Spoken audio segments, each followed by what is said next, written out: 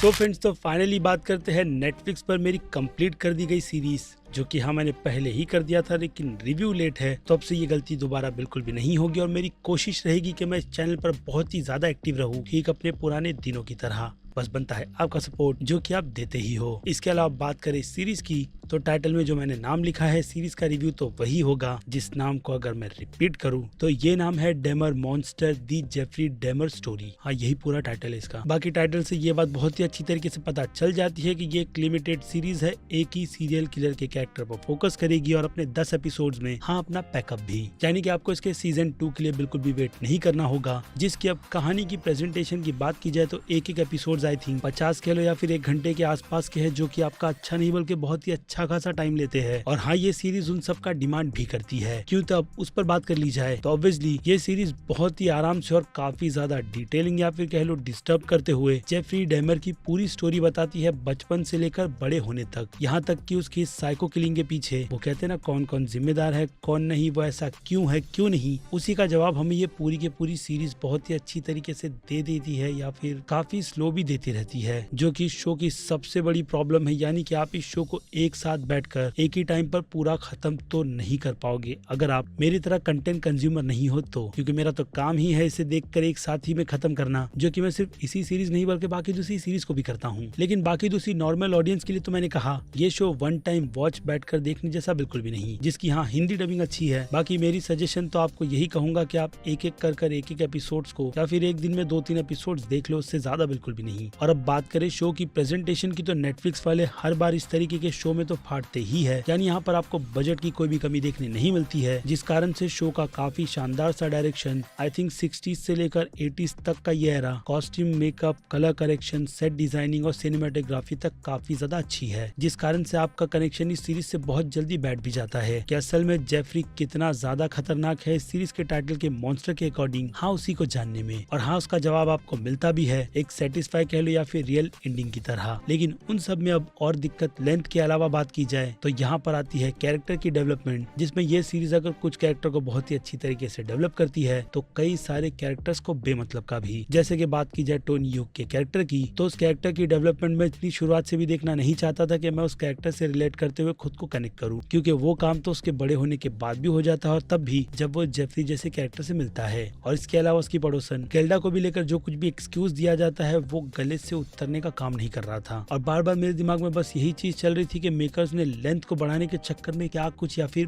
बेमतलब की चीजों को काफी ज्यादा ऐड कर दिया यार, जितना उन्हें डेफिनेटली नहीं करना चाहिए था। और अगर मैं ऑनेस्टली कहूँ तो ये सीरीज ज्यादा से ज्यादा अपने 6 एपिसोड्स में बहुत ही अच्छी तरीके से, हाँ काफी अच्छी तरीके से स्टोरी को खत्म करते हुए एक बेस्ट शो की कैटेगरी हासिल कर लेती, जो कि ये अब भी है। लेकिन वही कहते हैं ना, स्लो पॉइजन की तरह, जिस पर मैं बार बार इसलिए बात कर रहा हूँ क्योंकि सच में लेंथ बहुत फील हो रही थी यार, जो कि इस तरीके के क्राइम थ्रिलर जो भी है ऐसे शोज में नहीं होनी चाहिए। और अगर एग्जाम्पल चाहिए तो ट्रू डिटेक्टिव, माइंड हंटर जैसे शो जो इस जॉनर में भी बहुत ही अच्छी तरीके से खेल जाते हैं। बाकी अनफॉर्चुनेट ये सीरीज बिल्कुल भी नहीं। तो फिर क्या, अब आ जाते हैं ईमानदारी से लंबी रेटिंग्स की कैटेगरी में, जो कि हाँ ये शो डिजर्व भी करता है। जिसमें हाँ मैं एक चीज और मेंशन करना भूल गया कि बीजीएम कमाल का है, और कुछ ऐसे मोमेंट्स में हमें बहुत ज्यादा चिल भी करता है या फिर डिस्टर्ब भी, जो हमें अनकंफर्टेबल तक फील करवा देती है। यानी इन सभी मामलों में शो की पकड़ बहुत ज्यादा अच्छी है, लेकिन फिर से बोलूंगा लेंथ पर बिल्कुल भी नहीं। और अब इसके अलावा बात कर ले एक्टर्स की परफॉर्मेंस की, तो नो डाउट आपको जेफरी डेमर के रोल में इवान पीटर्स ही छाए हुए नजर आते हैं, और हाँ बाकी दूसरे एक्टर्स भी, जिन सभी को काम उनके कैरेक्टर के हिसाब से काफी ज्यादा अच्छा दिया गया है, ताकि वो लोग शो की लेंथ बढ़ाने का काम करे। लेकिन हाँ सच में परफॉर्मेंस बहुत ज्यादा अच्छी है, जो आपको बिल्कुल भी डिसअपॉइंट नहीं कर रही। बाकी बात रही इसके सेट की डिजाइनिंग की, तो उसकी मैं जितनी ज्यादा तारीफ करूँ, जो कि मैं पहले भी कर चुका हूँ, लेकिन अगर आप इस क्राइम सीन से रिलेटेड कुछ भी डिटेल्स गूगल पर सर्च कर इमेज देखोगे तो आपको बिल्कुल सेम ही मिल जाएगी। इससे आपको पता चल जाता है कि सेट डिजाइनिंग की डिपार्टमेंट वालों ने कितना अच्छा काम किया है। और हाँ एक और बात, ये शो सबसे इम्पोर्टेंट जो मैसेज देता है वो यही है कि गलती सिर्फ एक ही से नहीं, बल्कि कि क्रिमिनल को पकड़ने में जब कभी भी सिस्टम आगे लगा हुआ होता है तो उसमें किसी न किसी तरीके का खोट तो होता ही है, जिस कारण से वो लोग जुर्म और क्रिमिनल्स को नजरअंदाज करते हुए चले जाते हैं। और जेफरी के केस में भी कुछ ऐसा ही था, खास करके रेसिज्म को लेकर, जो पहले भी बहुत था और आज भी है। और ब्लैक लिव्स मैटर जैसी मुहिम चलती रहती है, जिससे कि हमें पता चलता है कि ये चीज सोसाइटी के बीच का एक ऐसा हिस्सा है जिसे निकालकर कभी भी किसी भी इंसानों के दिल से फेंका नहीं जा सकता, खास करके वो जो इन चीजों में बहुत ज्यादा बिलीव रखते हैं। बाकी इंडिया में भी ये चीजें हैं जिन पर अब बात कर तो कोई मतलब बनेगा नहीं, इसलिए सीधे आ जाते हैं जो मैंने पहले भी बात की है इसकी रेटिंग्स पर। तो बात रही इसके एक्शन की, तो एक्शन की कैटेगरी में मैं इस शो को 5 में से 1.5 स्टार से ज्यादा की रेटिंग तो नहीं दूंगा, क्योंकि ये शो रियलिटी पर बहुत ही ज्यादा फोकस करते हुए जितनी भी एक्शन तक की सिचुएशन दिखाता है वो रियल है, इसलिए उस रियलिटी के हिसाब से कॉमेडी का स्कोर बनता है 0। जिनमें अब आ जाए ड्रामा पर, तो ड्रामा में बाकी सारी की सारी चीजों को इंक्लूड करते हुए लेंथ को छोड़ मैं इस कैटेगरी में शो को 5 में से 4 स्टार की रेटिंग दूंगा।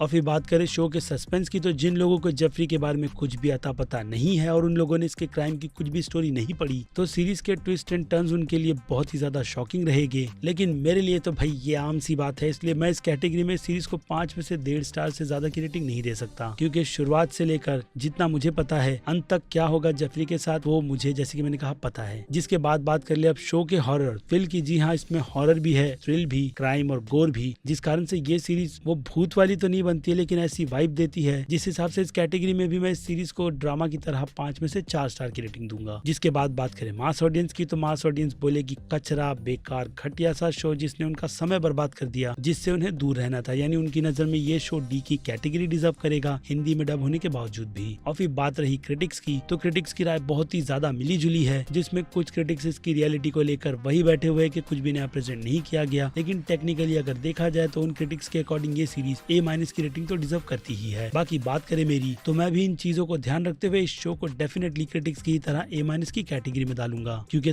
थोड़ा ही सही नहीं वो आप करोगे। मैंने पूरा देखा है, सीरीज को एंजॉय किया है, यानी ये बनेगी। आपकी राय जो आप मुझे कमेंट में लिखकर बता सकते हो, क्योंकि वक्त है इस वीडियो को यहीं पर खत्म करने का। बाकी मैं हूँ अजीज, आप देख रहे थे मूवी स्टॉक चैनल, यहाँ है, जिसे अगर आपने सब्सक्राइब नहीं किया है तो सब्सक्राइब कर लीजिए, वीडियो को लाइक शेयर जो भी हो वो कर लेना। बाकी मैं मिलूंगा जल्दी आपसे दूसरी किसी वीडियो में, टिल देन